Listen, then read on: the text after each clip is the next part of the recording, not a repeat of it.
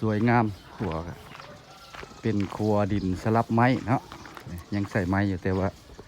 เป็นประเภทเสาประเภทอย่างซีเมนต์ใส่ดินใส่เสาดินประมาณนะหลังจากแล้วบุญบั้งไฟก่อนเพราะว่ามันไม่งานอะไรที่อะไรงานพวกเลยจบก่อนอันคือว่าได้ยินข่าวว่าอันคือว่าโศกเนาะมันตะแค่เฮาเนาะว่าถึกเล็กเนาะ400 ล้านแม่นบ่แม่นเจ้าบ่แม่ได้ถือกันแล้วนี่แม่ทุกคนถือว่าผู้อื่นนักห้องว่าซั่นนี่นักห้องผู้ซื้อนักห้องซื้อตุนตาภาษาแท้แต่ตุนตาเนาะเพิ่นโชคดีรางวัลที่1เนาะเลขหวยลาวเฮาการผสม400 ล้านเนาะสิเว้าก็เป็นเศรษฐีคนใหม่เนาะที่ว่าผู้บ่เคยได้เนาะบ้านนี้แหละถึกเนาะท่านผู้ชม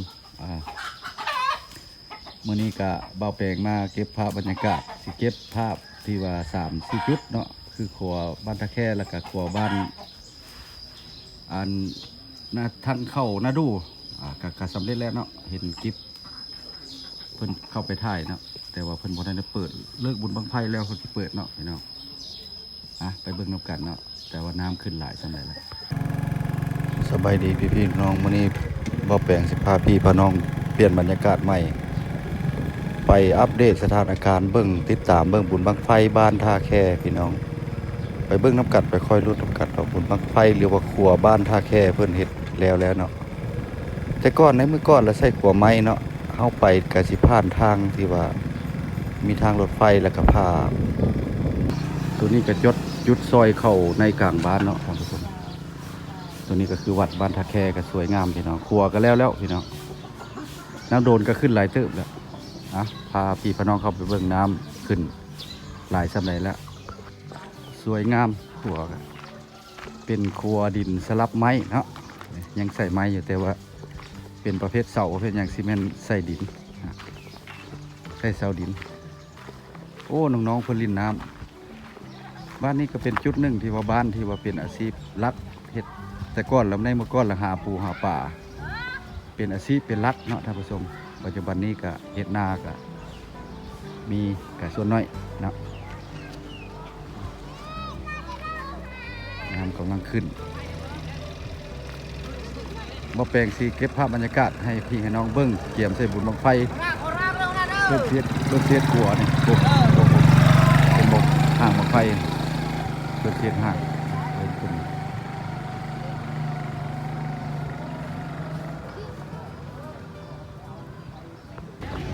อันนั้นคือห่างบังไฟพี่น้องนี่โอ้ห่างบังไฟสำเร็จแล้วเนาะมันน่ะโอ้มือได้จุดนี่ที่25ถึกวันอย่างเนาะที่25ไล่แต่มื้อนี้เนาะปุ๊บห่างบังไฟเพิ่นสิจุดข้ามผาหน้าผาไปทางพุ่นแต่ว่าสิใช้เวลาไปชั่วโมงเนาะ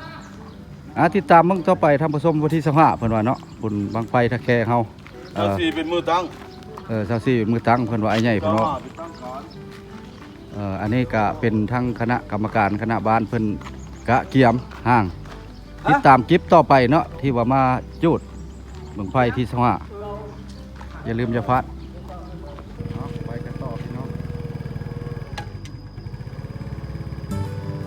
นี่เส้นทางเข้าบ้านเนาะ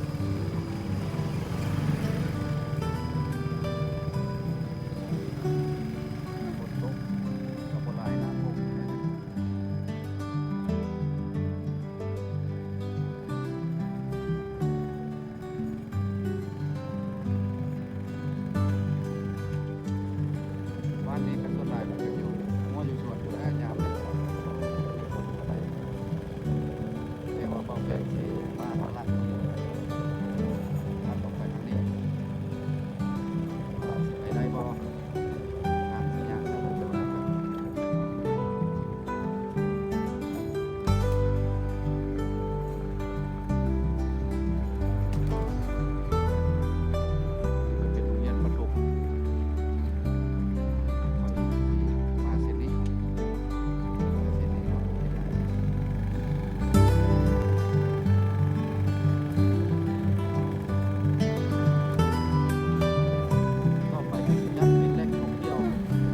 บ้านนี้ส่วนมากเพิ่นก็อยู่สวนอยู่หัวอยู่สวนยามเนี่ยมันก็เป็นฤดูฝน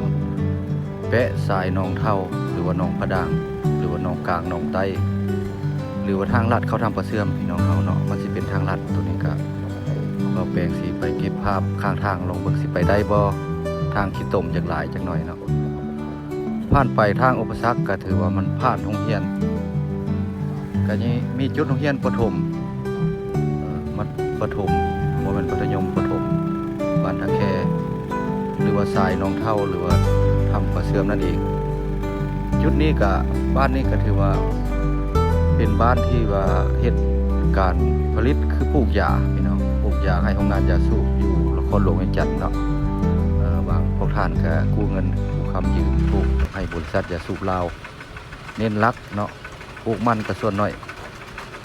มามื้อนี้บ่แปลงก็มาเก็บภาพบรรยากาศข้างทางระหว่างบุญบังไฟหรือว่ามาเบิ่งสถานการณ์ทางหนทางฝนตกก็ส่วนหลายจะติดตีนรถยางรถเนาะเพราะมันเป็นที่จมนี่เพราะทางเส้นหลักมันสิไปได้บ่ได้ถ้าบ่ได้บ่แปลงก็สิได้พบอุปสรรคหลายก็สิได้กลับเข้าไปทางหัวรถไฟถ้าบ่ได้ก็กลับเข้าไปทางหัวรถไฟทางรถไฟเกิดขึ้นที่ว่าได้ประมาณ100 ปีแต่ข่าวสมัยฝรั่งอยากเข้ามาปกครองลาวเฮาขอโทษขออภัยพี่น้องเพราะว่ายังลงเรือให้ลูกให้หลานเห็นอยู่เนาะสายน้ำโดนไปเบิ่งน้ำกันชาวบ้านตะแคนี่เพื่อก็ใช้น้ำคืนมาคือเก่าหัวรถตะแคนี่เนาะแต่ก้อนเพิ่นตักไปกินน้ำดื่มเนาะเจ้าฮ้อนกับเจ้าลงอาบน้ำอันโดนก็ขึ้นชำนี้แหละครับทุกคนเริ่มขึ้น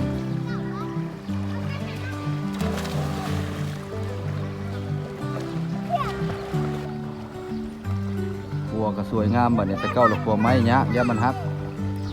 แต่ก้อนสิใช้เหือเด้อตอนบ่แปลงเฮียนอยู่ถือว่าลงมาแต่บ้านถือว่ามาเฮียนอยู่ทะแขกนี่ถือว่าเป็นไซเรือข้ามน้ำปัจจุบันนี้ก็ได้ครัวไม้แล้วก็ได้ครัวถาวรครัวดินแล้วนะบ้านสมบูรณ์แบบแล้วตัดภาพมาฮอดพี่ละบนขัวทางรถไฟสิเก็บภาพบรรยากาศข้างทางไปเบิ่งแต่ละจุดเนาะนำทงนาแซงก็เสียดนาปีหรือนาแซงเกี่ยวเลยเสียดอะไรบ่แพงเก็บภาพถ่ายให้เบิ่งมืดนี่นะทงนี้ก็เพิ่นก็ลงกาแล้วเนาะลงตกกาแล้วแต่ว่าหน้าแซงก็เกี่ยวแล้วเนาะปั่นเข้าขึ้นแล้วกำลังเริ่มตกกาใหม่นี่เลยแต่ว่าปีนี้บางปีก็บ่ท่วมเด้บางปีก็บ่ท่วมแต่เพิ่นก็เฮ็ดกระสีดำทั้งหน้าปีหน้าแซงเนาะก็ได้ผลทั้งสองอย่างตอนนี้เราตัดตกเฟืองเอาแล้วก็เพิ่นก็เริ่มไถวุดแล้วกาละตกกันโม่แล้วเห็นบ่เพราะว่ากาว่ามันขึ้นแล้วเพื่อถ้าเฮาตกหน้าโนนเฮาตกแล้วเพิ่นดำแล้วเพราะว่าใส่น้ำเข้ามันสูงก็เป็นบางปีก็ท่วมกันบ่หลายมันลวดไปเลยน้ำหน้าแซงอันนี้ก็คือทางรถไฟเก่าเส้นนี้สิพาไปเบิ่งทางรถไฟเก่าอีกนะเริ่มไถหุดกันแล้วอันนี้คือรถไฟเก่าเกิดขึ้นประมาณ100 กว่าปีพุ่นละท่านผู้ชมเนาะแต่เข้าสมัยฝรั่งจะเข้ามาปกครองลาวเฮาแต่ว่าบ่ทันได้ใช้เป็นขัวรถไฟเก่าแก่เดี๋ยวว่าเก็บที่ระลึกให้ลูกให้หลานได้เห็นรับรู้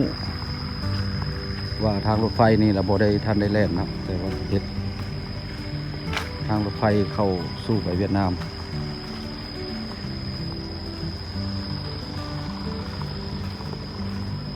น้ำโดนก็เริ่มขึ้นหลายแล้ว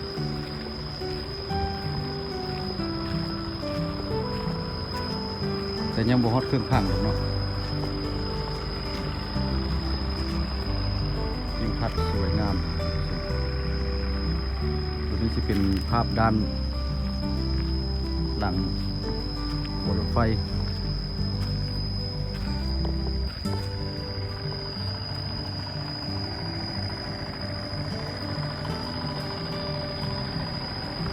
อันนี้ นี้เป็นหน้าโดนเพิ่นสิพายเอานี่ตามเบิ่ง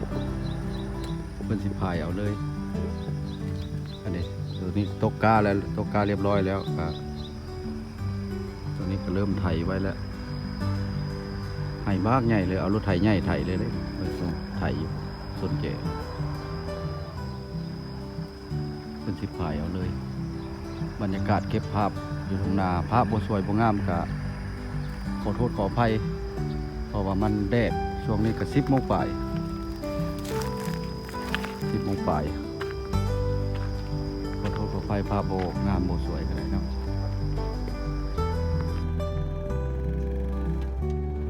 ได้ออกไปทางมหาชัยบ่ได้ไปทางนั้นไปยาก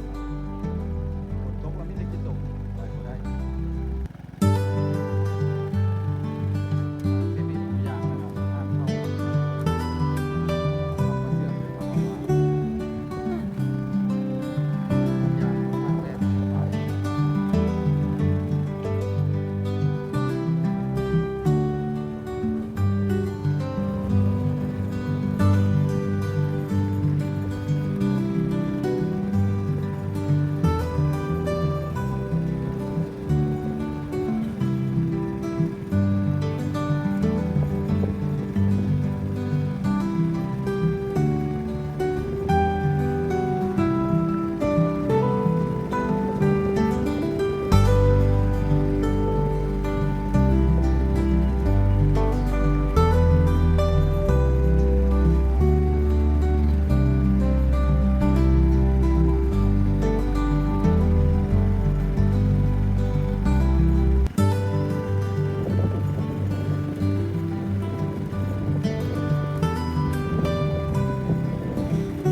มาฮอดจุดนี้ก็ถือว่าสิได้ถอยคืนเพราะว่าทางมื้อหน้ามื้อในสิได้ไปอัปเดตสถานการณ์ให้เบิ่งใหม่มาฮอดจุดขัวน้ำโดนหรือว่าใกล้ผาหน้าเลียงที่ว่ายิ่งหิน